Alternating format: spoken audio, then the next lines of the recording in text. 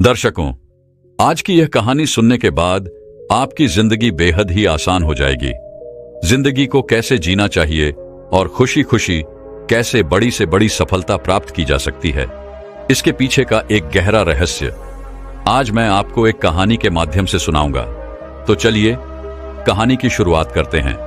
दोस्तों, महात्मा बुद्ध कहते हैं कि शांति हमारे भीतर है, शांति हमारे अंदर से आती है, इसे बाहर ढूंढना व्यर्थ है।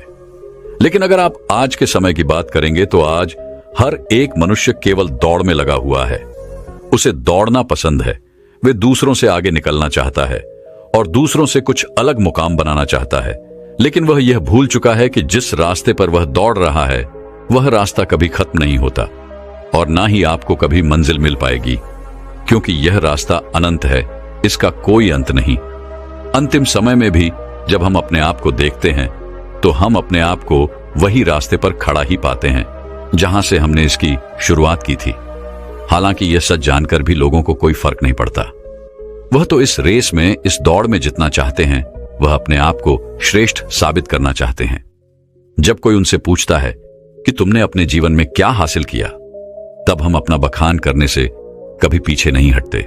हम इसका जवाब कुछ इस तरह से देते हैं कि हमने अपने जीवन में यह हासिल किया, मैंने अपने जीवन में वह हासिल किया, मैंने इस मुकाम को पाया है, मैंने इतने वर्षों की तपस्या के बाद इस पौधे को हासिल किया है। लेकिन इस बात का असली मतलब केवल वही समझा सकता है जिसने ये सब कुछ पाने के चक्कर में अपने समय को गवा दिया और अभी भी वह इस दौड़ में दौड़ रहा है, क्योंकि उसे अपनी मंजिल अभी तक नहीं मिली। वह इस अनंत रास्ते की आखिरी छोर तक पहुंचना चाहता है, लेकिन जब वह पीछे मुड़कर देखता है तो वह अपने आप को इस रास्ते पर अकेला खड़ा महसूस कर पाता है। और यही हम सबके साथ भी होगा। हम सब भी इससे बच नहीं सकते, लेकिन जो समय से पहले अपने आप को जान पाते हैं, जो अपने आप को समझ पाते हैं, वह इस अनंत यात्रा को पहले ही देख लेते हैं, समझ जाते हैं। वह अपनी हर गलतियों को सुधारने का प्रयास कर पाते हैं। लेकिन जिन्हें यह नहीं पता कि वह कहां जा रहे हैं और उनकी यात्रा कब खत्म होगी, वे लोग इस दौड़ में केवल दौड़ते ही चले जाते हैं। इसे और अच्छे से समझाने के लिए आज की जो कहानी मैं आप सभी के लिए लेकर आया हूं, इस कहानी के माध्यम से आप यह समझ सकेंगे कि हम इस अनंत यात्रा को कैसे समाप्त कर सकते हैं और ऐसी क्या चीज है जिसे हम अपने जीवन में उतारकर अपने आप को समझ सकते हैं, पहचान सकते हैं, जिससे हम अपने जीवन की सभी समस्याओं का समाधान कर सकते हैं। एक समय की बात है, किसी नगरी के एक पहाड़ पर एक गुरु रहा करते थे। उन गुरु की ख्याति दूर दूर तक फैली हुई थी। वह गुरु बहुत ही ज्ञानी थे, लेकिन उन्होंने अपने पूरे जीवन काल में कभी किसी को अपना शिष्य नहीं बनाया। उनके पास अनेक लोग आते और उनसे कहते कि हमें अपना शिष्य बना ले, लेकिन वह कभी किसी को अपना शिष्य नहीं बनाते और वहां से उन्हें भगा देते। इसी तरह से समय बीतता गया।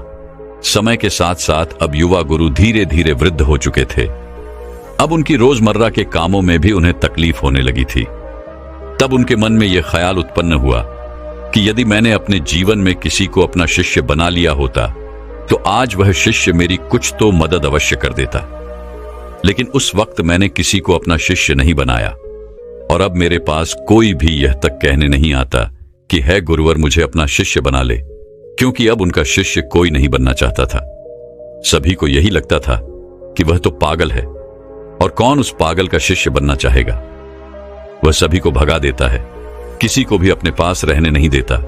तभी एक दिन एक युवक अपना बोरिया बिस्तर बांधे हुए उन गुरु के पास पहुंचा और उनसे कहने लगा, है गुरुदेव, मैंने सुना है आप बहुत ज्ञानी हैं, आपकी ख्याति दूर दूर तक फैली हुई है, लेकिन आप कभी किसी को अपना शिष्य नहीं बनाते।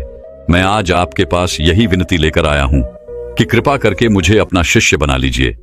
आप जो कहेंगे मैं वो करूंगा, लेकिन मुझे केवल आपसे ही ज्ञान प्राप्त करना है।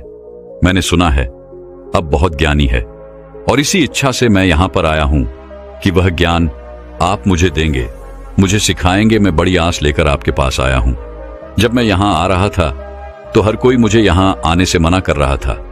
हर कोई मुझसे यही कहता था कि उनके पास ना जाओ, वह बहुत पागल है, वह किसी को अपना शिष्य नहीं बनाते।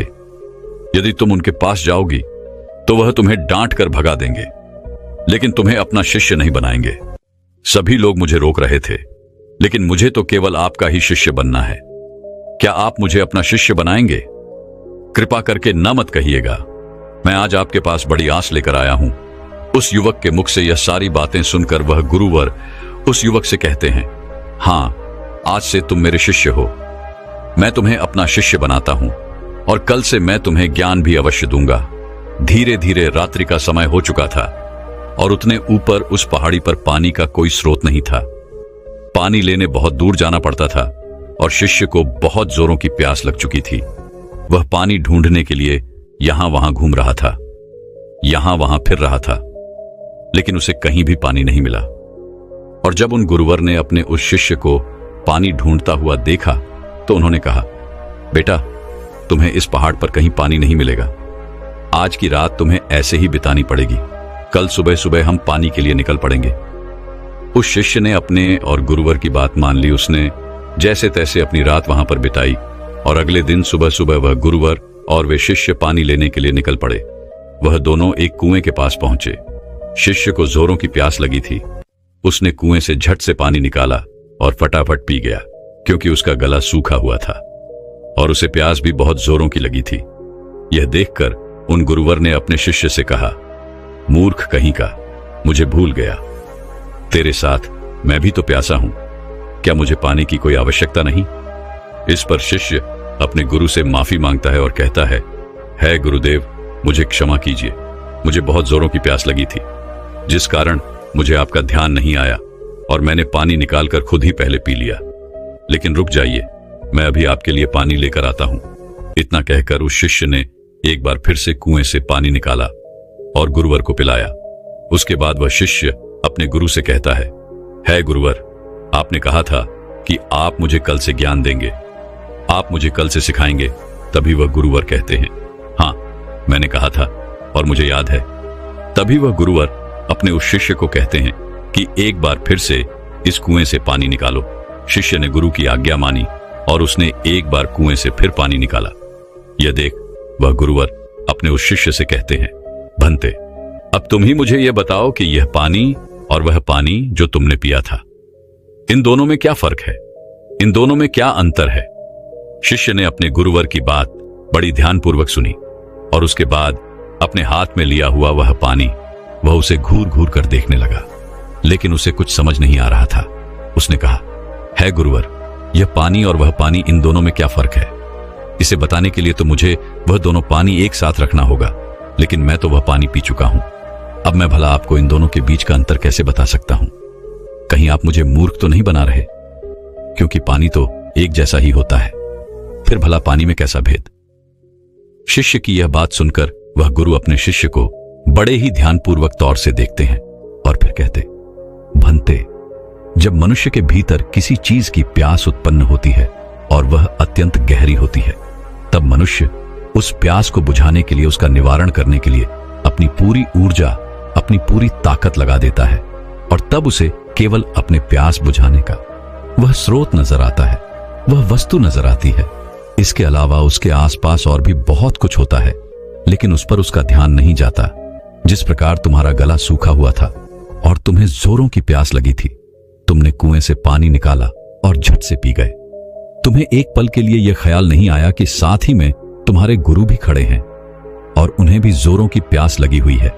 जिस प्रकार अभी तुम्हारे हाथ में यह पानी है और तुम्हारे चारों ओर भी बहुत कुछ है, लेकिन पानी भले ही वैसा ही है, इसका रंग, इसका स्वाद बिल्कुल वैसा ही है, लेकिन यह वह पानी नहीं है जिसके लिए तुम्हारे प्राण सूखे जा रहे थे। इसी कारणवश देखो, तुमने अभी भी यह पानी अपने हाथ में ही लिया हुआ है। यदि तुम्हें जोरों की प्यास लगी होती तो तुम इस पानी को भी पी गए होते, बिना किसी इंतजार के। लेकिन अब यह हो सकता है कि तुम इस पानी को फेंक दो या इसे कुएं में वापस डाल दो। इस कुएं में जितना भी पानी है सब एक ही है, सबका रंग, सबका रूप, सबका स्वाद एक ही जैसा है। लेकिन ये तो हमारी मन की स्थिति के कारण हमें ये अलग अलग नजर आता है। अर्थात सब कुछ तुम्हारे भीतर परिवर्तन होता है, बाहर कुछ नहीं। अपने गुरु की यह बात सुनकर शिष्य बहुत खुश हुआ, उसे बड़ी प्रसन्नता हुई। आश्रम से निकलते वक्त वो अपने साथ एक पोटली लेकर निकला था। उस पोटली में उसने लेखनी रखी थी। उसने तुरंत ही वह लेखनी निकाली और गुरु के कहे शब्दों को लिखना शुरू कर दिया। यह देखकर वह गुरुवर अपने उस शिष्य से कहते हैं, भंते, यह तुम क्या कर रहे हो? इसके जवाब में शिष्य अपने गुरुवर से कहता है गुरुवर, आपने जो कुछ भी कहा मैं उसे भूलना नहीं चाहता। यह सब मुझे सीखना है, मुझे याद करना है, जिस कारण मैं इसे लिख रहा हूं, और बाद में मैं इसे याद भी कर लूंगा। तभी तो मैं ज्ञानी बन पाऊंगा, तभी तो मैं लोगों को ज्ञान बांट सकूंगा। अन्यथा यदि मैं ही आपकी बातों को भूल गया, अपने जीवन में उसे नहीं उतार पाया, तो फिर मेरा यहां पर आना व्यर्थ हो जाएगा। गुरु ने अपने उस शिष्य की सारी बातें ध्यानपूर्वक सुनी और उसके बाद वह अपने शिष्य से कहते हैं, भंते, ये सब तो ठीक है, लेकिन अब चलो, आश्रम चलने का वक्त हो चुका है और फिर हमें अभी भिक्षाटन के लिए भी तो जाना है। इतना कहकर वह गुरु और शिष्य वापस आश्रम की ओर लौट गए और रास्ते में ही उन्होंने भिक्षा भी मांग ली। दोनों जब आश्रम पहुंचे, उस भिक्षा का लुत्फ उठाया। रात में उसे खाकर वह लोग सो गए। अगले दिन सुबह सुबह उन गुरुवर ने अपने शिष्य को जगाया और कहा, चलो हमें कुएं के पास फिर जाना है। इतना कहकर शिष्य और वह गुरुवर उस कुएं की ओर निकल पड़ते हैं। कुछ देर बाद जब वह कुएं के पास पहुंचते हैं तो गुरुवर अपने शिष्य से कहते हैं कि पानी निकालो। वह शिष्य अपने गुरुवर की आज्ञा का पालन करते हुए उस कुएं से थोड़ा पानी निकालता है। तभी वह गुरुवर अपने उस शिष्य से कहते हैं, भंते, कल जो तुमने पानी पिया था और आज जो तुमने पानी निकाला है, इन दोनों में क्या फर्क है? क्या तुम मुझे बता सकते हो? इस पर शिष्य तुरंत ही अपनी उस पोटली को निकालता है जिसमें उसने वो सारी बातें लिखी होती हैं। जब गुरु ने उसे वो सारी बातें बताई थी कि जब मनुष्य को किसी चीज की प्यास उत्पन्न होती है तो वो उसे मिटाने की हर मुमकिन कोशिश करता है और उसके आसपास बहुत कुछ होता है, लेकिन वह उसे देख नहीं पाता। वह यह पढ़ ही रहा था कि तभी उन गुरु ने अपने उस शिष्य से कहा, मूर्ख, क्या कर रहे हो? वह शिष्य कहता है गुरुवर, जैसा कि आपने मुझे बताया था, मैं उसी ज्ञान को दोहरा रहा था और आपको आपके सवाल का जवाब देने का प्रयास कर रहा था। तभी वह गुरुवर अपने उस शिष्य से कहते हैं, मूर्ख, इस पानी को सूंघो, इस पानी में से दुर्गंध आ रही है। शिष्य ने अपने गुरु की आज्ञा मानी। उसने तुरंत ही उस पानी को सूंघा। उसमें से सचमुच बदबू आ रही थी, मानो वह पानी सड़ चुका हो। तभी वह गुरु कुएं की ओर आगे बढ़ते हैं और कुएं में झांक कर देखते हैं तो उसके अंदर एक जीव मरा पड़ा था। जैसे तैसे उन गुरुवर ने और उस शिष्य ने मिलकर उस जीव को कुएं से बाहर निकाला और उस जानवर की ओर इशारा करते हुए और गुरुवर अपने शिष्य से कहते हैं, भंते, क्या तुम इसे देख पा रहे हो? इस पर शिष्य कहता है, हां गुरुवर, मैं इसे देख पा रहा हूं। तभी वह गुरुवर कहते हैं, इस पृथ्वी पर जिसने अब भी जन्म लिया है उसकी मृत्यु निश्चित है। वह एक न एक दिन मृत्यु को अवश्य प्राप्त होता है। जब एक मनुष्य जन्म लेता है तो उसका जीवन संपूर्ण होता है और मृत्यु शून्य होती है। लेकिन धीरे धीरे जैसे जैसे समय बीतता जाता है, एक एक दिन ढलते जाते हैं, जीवन घटने लगता है और मृत्यु संपूर्ण होती जाती है। किसी की भी मृत्यु यूं ही अचानक नहीं हो जाती। जब कोई भी प्राणी जन्म लेता है तो उसके जन्म से ही यह प्रक्रिया शुरू हो जाती है और अंततः हमारी यात्रा जन्म से मृत्यु तक अपना सफर तय कर लेती है। हाँ, यहां पर यह जरूर होता है कि किसी के लिए तेज प्रक्रिया होती है और किसी के लिए यह प्रक्रिया धीमी होती है, लेकिन यह प्रक्रिया सभी के लिए काम करती है और सभी को एक ना एक दिन जन्म से लेकर मृत्यु तक का यह सफर तय करना ही पड़ता है। शिष्य ने एक बार फिर से अपनी लेखनी निकाली और गुरु की इन सभी बातों को लिखना शुरू कर दिया। तभी वह गुरु हैं, क्रोधित होते हुए अपने उस शिष्य से कहते हैं, चलो कुएं की ओर चलो। यह देखकर वह शिष्य घबरा जाता है और अपने उन गुरुवर से कहता है गुरुवर, मैं तो अभी जवान हूं और मैं अभी मृत्यु को प्राप्त नहीं होना चाहता, कृपा करके मुझे छोड़ दे। तभी वह गुरुवर अपने उस शिष्य से कहते हैं, बेवकूफ, मैं तुम्हें कुएं में धकेलने नहीं जा रहा। मैं तो यह कह रहा हूं कि कुएं के चारों ओर एक दीवार खड़ी कर देते हैं जिससे और कोई इस कुएं में ना गिरे, जिससे किसी और को व्यर्थ अपनी जान ना गंवानी पड़े। दोनों ने बड़ी मुश्किल के साथ कुछ लकड़ियां इकट्ठा की और कुएं के चारों ओर एक दीवार बना दी जिससे अब उस कुएं के अंदर कोई नहीं गिर सकता था। इतनी मेहनत करने के बाद गुरु और वह शिष्य वापस आश्रम लौट आए। धीरे धीरे ऐसे ही कई दिन बीत गए। शिष्य अब उन गुरुवर के साथ अपना अधिकांश समय बिताता था, उनका सारा काम करता था। एक दिन उसने देखा कि उसके गुरुवर बहुत प्रसन्न है। तभी वह उन गुरुवर के पास पहुंचा और अपने उन गुरुवर से कहता है गुरुवर, आज आप बहुत प्रसन्न दिख रहे हैं, क्या मैं आज आपसे कुछ पूछ सकता हूं? तभी वह गुरुवर अपने उस शिष्य से कहते हैं, हाँ अवश्य। तभी शिष्य कहता है गुरुदेव, आप मुझे कोई ऐसा ज्ञान दीजिए जो सबसे बड़ा हो, जिसके आगे मुझे कोई और ज्ञान अर्जित करने की कोई आवश्यकता ना पड़े। वैसे भी दिन ब दिन आप वृद्ध होते जा रहे हैं और आपकी मृत्यु कब आ जाएगी यह मैं नहीं जानता, इसीलिए आप मुझे वह ज्ञान दे दीजिए। तभी तो मैं आपके ज्ञान को लोगों तक फैला सकूंगा, तभी तो लोग आपके बारे में जान सकेंगे। वह अपनी लेखनी लेकर बैठ गया, इस इंतजार में कि गुरुदेव उसे कुछ बताएंगे, कोई ऐसा ज्ञान जो बहुत बड़ा है। लेकिन उन गुरुवर ने अपने उस शिष्य से कुछ नहीं कहा, बस वह चुपचाप बैठ गए। वह काफी देर तक यूं ही मौन रहे और उसके बाद वहां से उठकर चले गए। वे शिष्य चुपचाप ये सब देख रहा था और जब वह गुरुवर वहां से उठकर चले गए तो उसने लेखनी से लिखा, सबसे बड़ा ज्ञान मौन। अगले दिन फिर उसने उन गुरुवर से यही सवाल किया और अब की बार भी गुरुवर ने उसे कोई जवाब नहीं दिया। वह काफी देर तक मौन रहे और फिर वहां से उठकर चले गए। ऐसा करते करते कई दिन बीत गए, दिन से सप्ताह से महीने और लगभग 1 वर्षों के बाद भी उसे केवल एक ही जवाब मिला था, सबसे बड़ा ज्ञान मौन। इसके अलावा उसने लेखनी से और कुछ नहीं लिखा था, क्योंकि वह गुरुवर जब भी इस सवाल को सुनते तो वह मौन हो जाते और अपने उस शिष्य से कुछ ना कहते, जिस कारण वह शिष्य भी हर रोज अपनी लेखनी से केवल एक ही बात लिखता था, सबसे बड़ा ज्ञान मौन। लेकिन अब उसके सब्र का बांध टूटा जा रहा था। एक दिन रात को उसे नींद नहीं आ रही थी। वह यहां वहां करवटें बदल रहा था। चांदनी रात थी। वह आश्रम से बाहर निकला और बाहर बैठकर यह सोचने लगा कि आखिर गुरुदेव मुझे वह सबसे बड़ा ज्ञान क्यों नहीं दे रहे? क्या वह मुझे देना नहीं चाहते, या मैं अभी इस लायक नहीं हूं कि उस ज्ञान को समझ सकूं? इस प्रकार उसके मन में हजारों सवाल चल रहे थे, हजारों तरह के विचार उत्पन्न हो रहे थे। तभी अचानक उसे एक पक्षी की आवाज सुनाई पड़ी।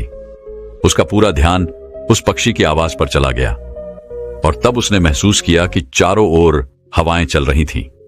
पत्तों की सरसराहट की आवाज, ठंडी हवाएं चलने की आवाज, चारों तरफ सन्नाटा छाया हुआ था। वह ये सब महसूस कर पा रहा था। उसने उस सन्नाटे की आवाज को ध्यान से महसूस किया, अपनी आंखें बंद की और बड़े ध्यान से उन आवाजों को सुनने लगा।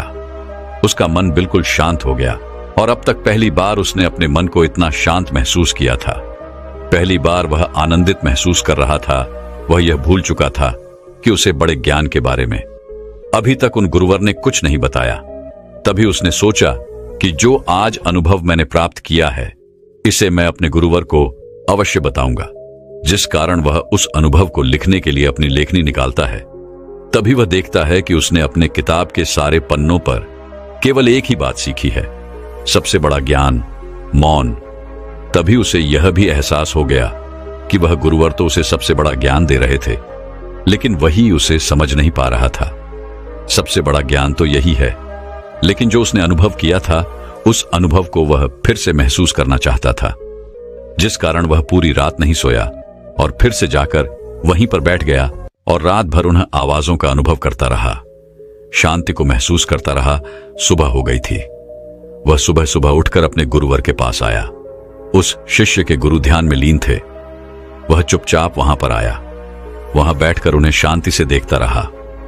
जब उन गुरुवर ने अपनी आंखें खोली तो अपने उस शिष्य को अपने सामने पाया और वो उसे देखते ही ये समझ चुके थे कि इसे मौन मिल चुका है। इसने शांति का एहसास कर लिया है। गुरु ने अपने शिष्य से कहा, भंते, मौन कोई ज्ञान नहीं है। मौन ज्ञान का आधार है और यह हमें वह दिखाने में सक्षम है जिसे हम अपनी आंखों से नहीं देख पाते। बाहर चाहे कितना भी शोर हो, चाहे कितनी भी भीड़ हो, लेकिन भीतर मौन होना ही चाहिए। अपने गुरुवर के मुख से यह बात सुनकर उसने अपनी लेखनी और अपनी पुस्तक गुरु के चरणों में रख दी और उसके बाद से उसने कभी कुछ नहीं लिखा। उसने केवल वो सारी बातें महसूस की और धीरे धीरे एक दिन उसने असली ज्ञान को प्राप्त कर लिया। दोस्तों, हम भी अपने जीवन में जन्म से लेकर अपने अंतिम समय तक कुछ ना कुछ इकट्ठा करने में लगे रहते हैं। जितना कर सकते हैं उतना तो करते ही हैं, लेकिन उसके बावजूद भी हम और अधिक पाना चाहते हैं। हम और अधिक इकट्ठा करना चाहते हैं, जिससे हमारे मन में हमेशा एक अशांति रहती है, जिससे हमारा मन हमेशा विचलित होता रहता है और हम कभी भी एक लक्ष्य की ओर आगे नहीं बढ़ पाते। लेकिन इसके बावजूद भी हम कभी भी अपने आप को एक पल के लिए शांत नहीं होने देना चाहते। एक काम से दूसरा काम, दूसरे से तीसरा, तीसरे से चौथा, इसी प्रकार हम अपना पूरा जीवन यूं ही गंवा देते हैं। लेकिन हम कभी भी एक पल के लिए मौन नहीं रहते। इसी कारणवश हम जीवन भर केवल भागते रहते हैं, लेकिन अपने भीतर की उस शांति का अनुभव कभी नहीं कर पाते, जिस कारण हम सब कुछ प्राप्त करके भी कुछ नहीं प्राप्त कर पाते। हमारा जीवन पूरी तरह से व्यस्त हो जाता है। इसलिए दोस्तों, अगर आप भी अपने जीवन में भागते भागते थक चुके हैं, तो एक पल के लिए मौन धारण करें, क्योंकि वह आपको वह ऊर्जा प्रदान करेगा जिससे आप अपने जीवन में एक सही दिशा प्राप्त कर सकेंगे। अपने भीतर झांकने का प्रयास करें। हम में से अधिकांश लोग मौन का व्रत तो अवश्य रखते होंगे, लेकिन केवल यह ऊपरी तौर पर होता है और भीतर की ओर हमारा मन बिल्कुल अशांत रहता है। हमें किसी चीज में चैन नहीं मिलता। हम केवल यहां वहां भागते रहना चाहते हैं, कुछ ना कुछ इकट्ठा करना चाहते हैं, जिससे हमें कभी भी शांति नहीं मिल पाती और हम यूं ही इस जीवन के भाग दौड़ में लगे रह जाते हैं। अब आप में से कई लोग यह कहेंगे कि मौन कैसे प्राप्त करें, कैसे हम अपने भीतर की ओर जाके, कैसे हम अपने मन को शांत करें। तो इसका एक बहुत ही सीधा और सरल उपाय है, ध्यान। अपने विचारों को, अपने आप को ध्यान से देखें। आप दिन भर क्या कर रहे हैं, आप कहां पर कितना समय दे रहे हैं। जब आप किसी चीज को होते हुए देख रहे हैं और आपके मन में किस प्रकार के विचार उत्पन्न कर रहा है, तब आप यह भी समझ पाएंगे कि आप कितनी व्यर्थ की बातें सोचते हैं, जिनका वर्तमान से कोई संबंध नहीं है। और एक बात आप यह भी बहुत अच्छे से जानते होंगे कि आपसे बेहतर आपको कोई और नहीं चाह सकता, इसलिए आपसे बेहतर आपका और कोई परिवर्तन नहीं कर सकता। आप जैसा चाहें वैसा अपने आप को बना सकते हैं, इसलिए कोशिश करें। निरंतर कोशिश करते रहने पर आप मौन को भी अवश्य पालेंगे और अपने जीवन को एक सही दिशा और दशा देने में सक्षम हो पाएंगे। तो दर्शकों, चलिए अब अगली तनाव को खत्म करने के ऊपर प्रसिद्ध कहानी की शुरुआत करते हैं। बहुत समय पहले की बात है, किसी नगरी में एक व्यक्ति रहा करता था। वह व्यक्ति अपने जीवन में बहुत तनाव झेल रहा था। उसका पूरा जीवन मानो तनाव से ही भरा था। वह चिंतित रहता था, परेशान रहता था। उसे ऐसा लग रहा था कि मानो उसका पूरा जीवन इसी तनाव में गुजर जाएगा। जब उसकी शादी नहीं हुई थी तो उसे शादी करने का तनाव था। शादी हो जाने के बाद अच्छी नौकरी और रुपए पैसे कमाने का तनाव उस पर बढ़ गया। जैसे तैसे उसे एक नौकरी मिल गई और वह कुछ पैसे भी कमाने लगा। लेकिन उसके बाद उसे और उसकी पत्नी को कोई बच्चा नहीं हो रहा था, जिस कारण उसका तनाव और बढ़ गया। कुछ सालों बाद उसके जीवन में खुशी की लहर आई। उसकी पत्नी ने एक बेटे को जन्म दिया, लेकिन अब उस बेटे के जन्म के बाद उसे अपने बेटे के भविष्य की चिंता सताने लगी। उसका तनाव और ज्यादा बढ़ गया। उसकी जिंदगी मानो एक तनाव बनकर रह गई थी। वह इस तनाव से किसी भी हालत में छुटकारा चाहता था। वह चाहता था कि वह अपने जीवन को खुशी और खुशहाल तौर पर जिए। एक दिन वह अपने घर के बाहर बैठकर यही सब सोच रहा था कि वह अपने जीवन को कैसे खुशहाल बना सके, कैसे वह अपने उन सपनों को पूरा कर सके जिससे उसका भविष्य सुधर सके। तभी अचानक उसके सामने से कुछ सन्यासी गुजरे। उसने उन सन्यासी को देखा जिनके मुख पर प्रसन्नता थी, जिनके मुख पर किसी प्रकार का कोई तनाव नहीं था। चेहरे पर वह तेज व शांति देखकर वह मंत्रमुग्ध हो गया। उस व्यक्ति को लगने लगा कि सन्यासियों के जीवन में कोई तनाव नहीं है, खुद के जीवन में कोई कार्य नहीं है, केवल भिक्षा मांगो और चैन से जियो, और शायद यही सबसे सर्वोत्तम जीवन है। ये सारी बातें उसके मन में घर कर गईं। वह दिन रात इनके बारे में सोचने लगा, विचार करने लगा, और आखिरकार एक दिन उसने फैसला लिया कि वह अपने घर परिवार को छोड़ देगा और एक सन्यासी बन जाएगा। एक रात उसे मौका मिल गया और वह अपने परिवार के लोगों को छोड़कर निकल गया और भागा भागा उन सन्यासियों के पास पहुंचा और उनसे कहा कि मैं आपके शरण में आया हूं, मुझे अपना शिष्य स्वीकार कीजिए। तो इन सन्यासी ने उस व्यक्ति को अपना शिष्य स्वीकार किया और आश्रम में रहने के लिए जगह भी दी। अब वह व्यक्ति उन गुरु का शिष्य बन चुका था, लेकिन वह यह भूल चुका था कि तनाव कोई जगह नहीं है, कोई घर नहीं है, कोई परिवार नहीं है, कोई देश नहीं है जिसे आप छोड़ सके। सन्यासी जीवन ग्रहण करने के बाद उसके जीवन में एक अलग तरह का तनाव उत्पन्न होने लगा। शिक्षा ग्रहण करने का तनाव, रोज साफ सफाई करने का तनाव, और सबसे बड़ा तनाव कि मैं भिक्षा कैसे मांगू। और वहां पर उपस्थित सभी शिष्यों में यह होड़ लगी रहती थी कि सबसे ज्ञानी कौन बनेगा। ये सब देखकर भी उसके मन में एक अलग तरीका तनाव उत्पन्न होने लगा। कुछ दिनों तक तो उसने ये सब बड़ी ही आसानी से झेल लिया। कुछ दिनों तक सब कुछ अच्छा चलता रहा, लेकिन उसके बाद उसे अपने घर, अपने परिवार की चिंता सताने लगी। उसे उनकी याद आने लगी। तब उसे यह एहसास हुआ कि जो इस तनाव को यहां पर झेल रहा है, वैसा ही तनाव उसके सांसारिक जीवन में भी तो था। उसने फिर एक बार फैसला किया कि वह इस सन्यासी जीवन को छोड़ देगा और अपने घर, अपने परिवार के पास वापस लौट जाएगा। एक रात फिर उसे मौका मिला और वह आश्रम छोड़कर जैसे ही बाहर निकल रहा था कि तभी वहां के गुरु ने उसे देख लिया और उन गुरुवर ने उस व्यक्ति से कहा, पुत्र, तुम कहां जा रहे हो? इस पर वह व्यक्ति कहता है, हे गुरुवर, मैं संसारी जीवन में बहुत तनाव झेल रहा था और उसके बाद मैंने आप लोगों को देखा। मुझे लगा कि सन्यासी जीवन सर्वश्रेष्ठ जीवन है जहां पर कोई तनाव नहीं है।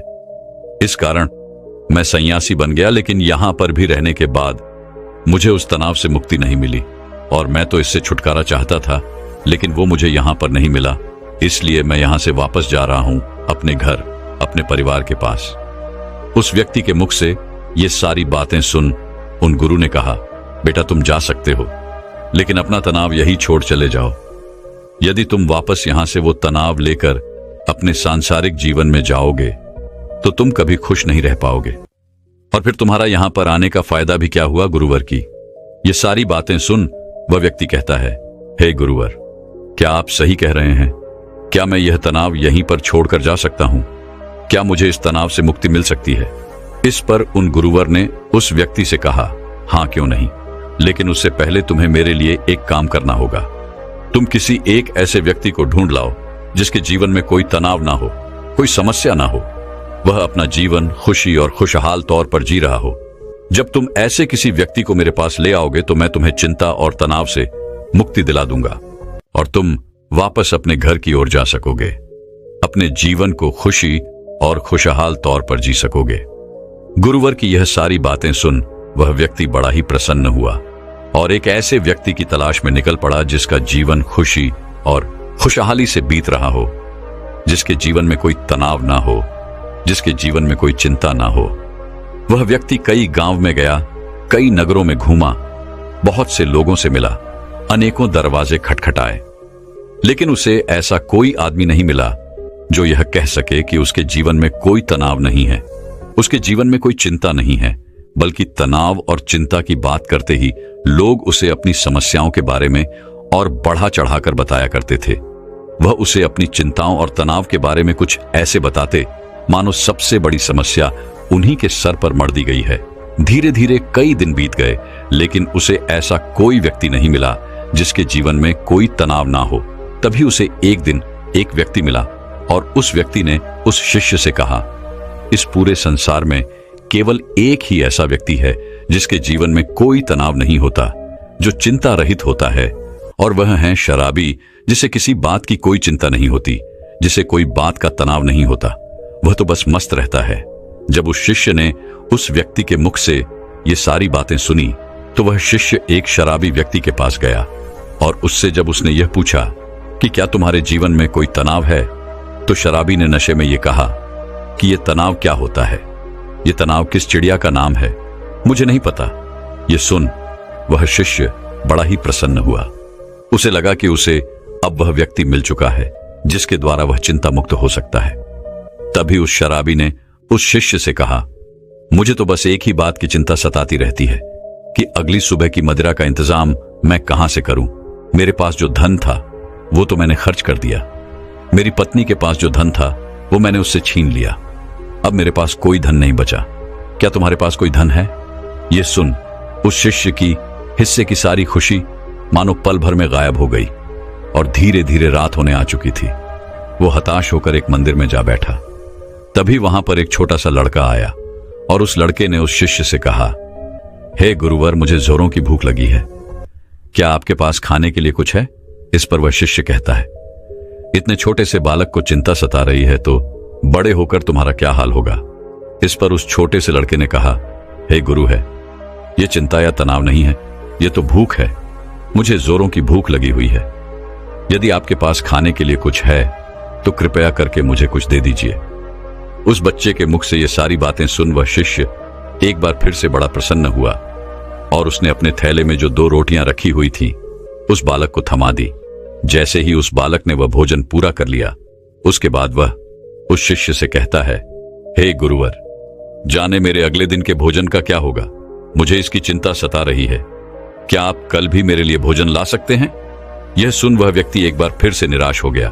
वह भागा भागा अपने गुरु के पास पहुंचा और उनसे कहने लगा, हे गुरुवर, मैंने बहुत ढूंढा, मैंने हर जगह तलाश किया, कई नगर देखे, कई गांव में गया, लेकिन मुझे कोई ऐसा व्यक्ति नहीं मिला जिसके जीवन में कोई तनाव ना हो, जो अपने जीवन को सुखी और खुशहाल तौर पर जी रहा हो। हर किसी को किसी न किसी चीज की चिंता अवश्य सता रही है। कोई अपनी चिंताओं को लेकर बैठा हुआ है तो कोई अपने तनाव से जूझ रहा है। जिसके पास धन नहीं है वह धन चाहता है, जिसके पास धन है वो और अत्यधिक धन चाहता है, जिसके पास प्रेम नहीं है वह प्रेम चाहता है, और जिसके पास प्रेम है वह अत्यधिक प्रेम से भी चिंतित है। किसी के पास काम नहीं है तो वह इसलिए चिंतित है क्योंकि उसके पास कोई काम नहीं, और किसी के पास काम है तो वह इसलिए चिंतित है कि उसी के पास अत्यधिक काम है। जो कोई बीमार है वह इस बात से चिंतित है कि उसका स्वास्थ्य कब सुधरेगा, और जो व्यक्ति पूरी तरह से स्वस्थ है उसे इस बात का तनाव है कि कहीं वह बीमार न पड़ जाए। इसी प्रकार हर व्यक्ति तनाव से ग्रसित है और सभी के जीवन में चिंताएं ही चिंताएं भरी हुई हैं। इससे छुटकारा पाना नामुमकिन है। तभी उन गुरु ने कहा, इससे छुटकारा संभव है और इससे छुटकारा पाया जा सकता है, मगर इसके लिए तुम्हें कुछ समझना पड़ेगा। इस पर वह व्यक्ति उन गुरुवर से कहता है, क्या है गुरुदेव, मुझे ऐसा क्या समझना पड़ेगा? मैंने हर जगह देखा, कोई ऐसा व्यक्ति मुझे नहीं मिला जिसके जीवन में कोई तनाव ना हो, तो आप मुझे कैसे चिंता मुक्त कर सकते हैं? इस पर गुरुवर ने कहा, जो मैं तुम्हें समझाने की कोशिश कर रहा हूं उसे तुम ठीक से समझने की कोशिश करना। उन गुरुवर ने कुछ गीली लकड़ियां अपने आश्रम के पास से उठाई और उन्हें उस शिष्य के सामने रख दिया और कहा, इसमें आग लगा दो। उस शिष्य ने काफी कोशिश की, लेकिन उन गीली लकड़ियों में भला कहां आग लगने वाली है। वो परेशान हो गया, लेकिन उसमें आग नहीं लग पाई। इस पर उसने गुरुवर को कहा, हे गुरुदेव, इन गिरी लकड़ियों में आग नहीं लग सकती, इसमें आग लगाना संभव ही नहीं। इस पर वह गुरुदेव कहते हैं, पुत्र, मैं तुम्हें यही समझाने की कोशिश कर रहा हूं कि तुम इन गिरी लकड़ियों का क्या करोगे। इसे धूप में सुखा आओगे या फिर इन गीली लकड़ियों को लेकर सोचते रहोगे, चिंतित रहोगे और तनाव में रहोगे। तुम चाहो तो इन्हें धूप में सूखा सकते हो, लेकिन इसमें थोड़ा सा समय लगेगा। और यदि तुम चिंता की जगह चिंतन करो तब तुम ये जरूर समझ सकते हो कि तुम इसकी जगह पर कुछ सूखी लकड़ियों का इंतजाम कर सकते हो और जिनमें आग लगाना भी संभव होगा। इस पर वह शिष्य गुरुदेव से कहता है, हे गुरुदेव, आप ठीक कह रहे हैं, लेकिन यह जीवन तनाव से भरा हुआ है कि जीवन तनाव मुक्त कैसे हो सकता है, और ऐसा क्यों है कि हम अपने जीवन को तनाव मुक्त नहीं जी पाते। उस शिष्य की ये सारी बातें सुनकर उन गुरुवर ने कहा, हे पुत्र, इस जीवन में कोई तनाव नहीं है। बाहरी तौर पर कोई भी तनाव उत्पन्न नहीं होता। जो भी तनाव उत्पन्न होता है वह हमारे भीतर की ओर होता है। चिंता तुम भीतर की ओर करते हो, और जहां चिंता और तनाव उत्पन्न होता है वहां सफलता नहीं होती, कार्य सही नहीं होते, हमारी मानसिक स्थिति भी सही नहीं होती, जिस कारण हमारे सारे कार्य बिगड़ने लग जाते हैं और हम और भी ज्यादा तनाव महसूस करने लगते हैं, और भी ज्यादा चिंतित रहने लगते हैं। आगे वह गुरुदेव अपने शिष्य से कहते हैं, यदि चीजें हमारे मुताबिक होने लगे तो हम अपने जीवन में कभी भी तनाव महसूस ही नहीं करेंगे और ना ही हम कभी चिंता करेंगे, और हमारा जीवन भी खुशी और खुशहाल तौर पर चलता रहेगा। हमें चिंता करने की कोई आवश्यकता नहीं पड़ेगी। जैसे यदि ये लकड़ियां मुझे सूखी मिल जाएं, तो मैं इनमें आसानी से आग लगा सकता हूं और मेरे भीतर किसी प्रकार का कोई तनाव उत्पन्न ही नहीं हो पाएगा। तो हमारा तनाव इन लकड़ियों के स्वभाव पर निर्भर करता है। यदि कोई इस बात को पहले से ही स्वीकार कर ले कि जीवन में यदि हमें हमेशा सूखी लकड़ियां नहीं मिलती, तो वह पहले से ही उन सूखी लकड़ियों का इंतजाम कर लेगा। और जो इस बात को स्वीकार कर लेता है, अगर उसे सूखी लकड़ियां ना भी मिले तो वह धैर्य रखता है, सब्र रखता है और उन गिरी लकड़ियों को सुखाने का पूरा प्रयास भी करता है, न कि उन गीली लकड़ियों को लेकर हाथ पर हाथ धरे बैठ जाता है और अलग अलग चिंताओं में डूब जाता है कि सूखी लकड़ियां मुझे क्यों नहीं मिली, और आखिर उसे क्यों मिली, मुझे क्यों नहीं मिली, आखिर कब तक ऐसा चलता रहेगा, मेरा क्या होगा, हमेशा मेरे साथ ऐसा ही क्यों होता है। इस तरह की सोच रखने वाले लोग हमेशा तनावग्रसित रहते हैं, चिंतित रहते हैं और अपने जीवन को कभी भी खुशी और खुशहाल तौर पर नहीं जी पाते। हमारा यह जीवन बड़ा ही अनमोल है। इस जीवन में कुछ समस्याएं होती हैं तो कुछ समस्याएं हम खुद उत्पन्न कर लेते हैं, जबकि यह समस्याएं वास्तविकता में होती ही नहीं। इस पर वह शिष्य कहता है, हे गुरुवर, आप क्या कहना चाहते हैं, जरा स्पष्ट तौर पर बताइए, मैं आपकी बात समझ नहीं पाया। तभी वह गुरु कहते हैं, अच्छा मुझे यह बताओ, तुम अपने परिवार को छोड़कर यहां पर सन्यासी बनने क्यों आए थे? शिष्य ने कहा, गुरुवर, मेरे जीवन में बहुत तनाव था। इसका जवाब देते हुए गुरु ने कहा, तो क्या इस जीवन में कोई तनाव नहीं है? इस पर शिष्य ने कहा, हे गुरुदेव, यहां पर भी तनाव है, जिस कारण मैं ये सन्यासी जीवन छोड़कर वापस अपने परिवार के पास लौटना चाहता हूं। तभी गुरुवर ने कहा, अगर तुम्हारे भीतर हर कार्य को लेकर यही भाव उत्पन्न होता रहेगा कि मैं यह कैसे करूंगा, यह मुझसे होगा या नहीं होगा, या फिर मैं यह कर पाऊंगा या नहीं, मैं इन चीजों का सामना कैसे करूंगा, मैं चाहता हूं लेकिन यह मुझसे नहीं होता, और मेरे साथ ऐसा ही क्यों होता है, ऐसा ना होकर वैसा हो जाए, मुझे कोई देख ही ना पाए, मैं छुप जाऊं, किसी का मेरे ऊपर ध्यान ही ना जाए, अब मेरा क्या होगा और मैं ये कहां पर आकर फंस गया। ये सारे भाव तुम्हारे मन के हैं। ये सारे भाव तब भी तुम्हारे मन में उत्पन्न होते होंगे जब तुम होते परिवार के साथ थे, और जब तुम यहां पर आए तब भी तुम्हारे अंदर ये सारे भाव उत्पन्न होते रहे। इस पर वह शिष्य कहता है, हां गुरुदेव, आप बिल्कुल ठीक कह रहे हैं, मेरे अंदर यह सारे भाव अभी तक उत्पन्न हो रहे हैं। जब मैं अपने परिवार के साथ था तब भी, और जब मैं यहां पर सन्यासी बनकर आपके सामने हूं तब भी मेरे अंदर ये सारे भाव उमड़ रहे हैं। इस पर गुरुवर ने कहा, यह समस्या तुम्हारे बाहर की नहीं है। यदि तुम कोई जगह छोड़ दो, कोई स्थान छोड़ दो, तो यह समस्या कभी खत्म नहीं होने वाली। यह समस्या तुम्हारे भीतर है कि तुम्हारा ही किया धरा हुआ है। तुमने बेवजह ही अपने मन में एक तनाव बना रखा हुआ है, क्योंकि तुम्हें कल्पना में जीना अच्छा लगता है, काल्पनिक सोच रखना अच्छा लगता है। तुम उन बातों को लेकर चिंतित रहते हो जो तुम्हारे जीवन में कभी घटित होने की संभावना ही नहीं है।